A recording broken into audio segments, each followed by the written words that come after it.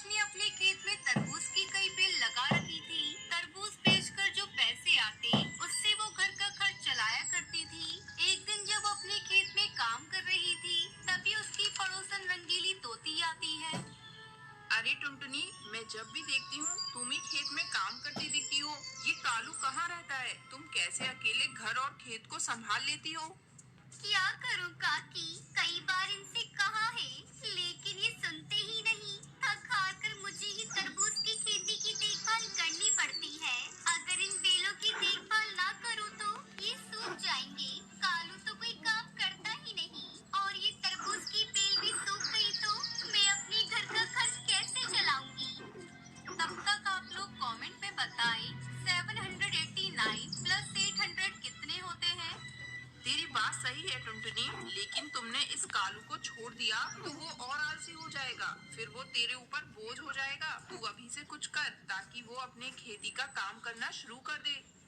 कुछ समझ में नहीं आ रहा है काकी, मैं कैसे सुनहरी के पापा को सुधारूं। इस तरह कई दिन बीत जाते हैं। एक दिन टुनटुनी की तबीयत ठीक नहीं थी। वो अपने आलसी पति को जगाते हुए कहती है, अजी सुनती हो, जल्दी से उठ जाओ, दोपहर होने को आई है। अब तो उठो, रात से सो रहे हो, अब और कितना सोओगे। जाओ जाकर तरबूज के खेत में पानी डाल दो। पानी के बगैर सारे तरबूज सूख जाएंगे और अगर सारे तरबूज सूख गए तो घर का खर्च कैसे चलेगा। कितनी बार तुमसे कहा है मुझे नींद से मत जगाया कर। अच्छा भला सो रहा था। रोज तो तुम ही पेड़ों में पानी डालती थी। आज मेरी जरूरत कैसे आ गई? तू जाकर अपना काम कर और मुझे सोने दे। माँ की तबीयत खराब है पिताजी, 2 दिनों से पेट में दर्द है।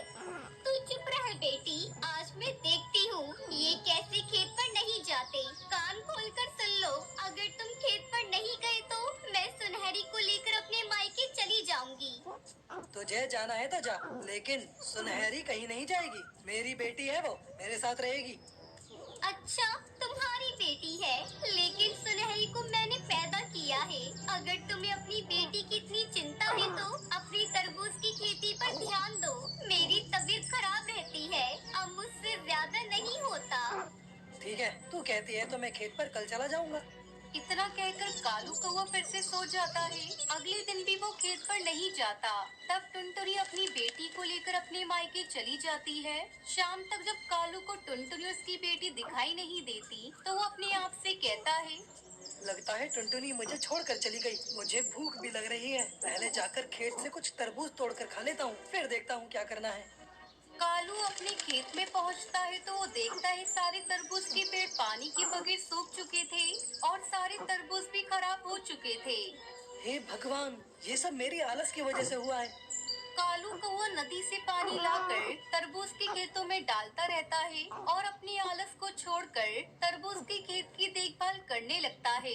कुछ ही दिनों में सारे खेत हरे भरे हो जाते हैं और उन पर रसीले लाल लाल तरबूज नजर आने लगते हैं। कालू को खेत पर लगे हुए तरबूज को देखकर बहुत खुश होता है और उन्हें तोड़कर बाजार में बेच देता है, जिससे उससे बहुत सारे पैसे मिलते हैं। जब इस बात का पता टुनटुनी को चलता है तो वो अपनी बेटी के साथ अपने घर वापस लौट आती है। टुनटुनी, अब तुम्हें कहीं जाने की जरूरत नहीं, मुझे समझ आ गया है। आलस ही हम